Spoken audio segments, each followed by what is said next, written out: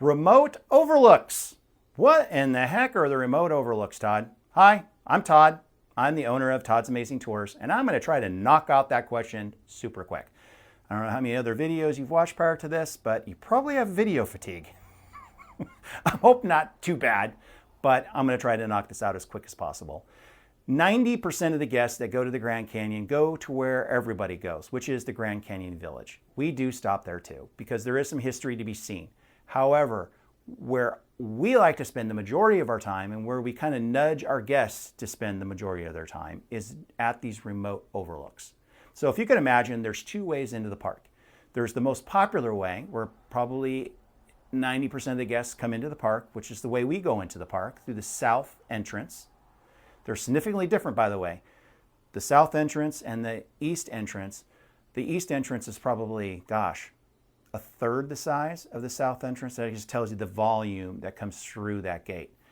But once we're in the park, we go out the other entrance. So if you can imagine, we go in one way and we go out another. That way we can hit everything in between. A lot of the other tour companies or a lot of the guests that drive themselves to the Grand Canyon, you get in there, it's foreign to you, you don't know really where anything is, even though they give you a map, it's kind of tough to tell.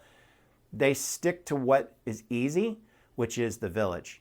They never get out to the remote overlooks. So even in the busiest months, it could be super crowded in the village, but you get out to these remote overlooks where honestly, the view is way better than what you can see in a lot of ways from the village.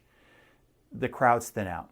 So you have a little bit of elbow room. You can get out there, you can sit down. You don't have somebody sitting down right next to you or getting in the way of your photograph.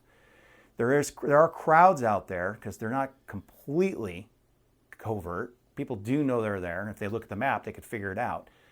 But there's a lot less people, and the view is amazing. I love the remote overlooks because of the perspective that you get.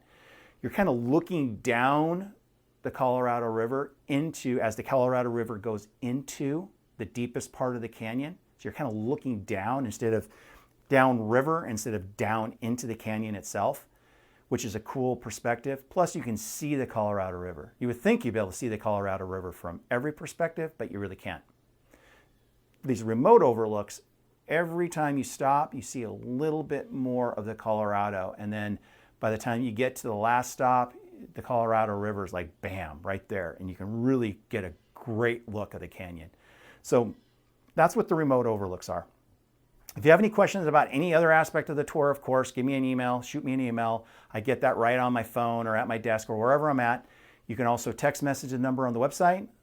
And of course you can call. It's kind of old school, but you can still call and get a human being on the phone. If you don't, leave a voicemail and we will return your call. All right. Thank you so much for tuning in and watching this video. Until the next one, we'll talk to you later. Bye-bye.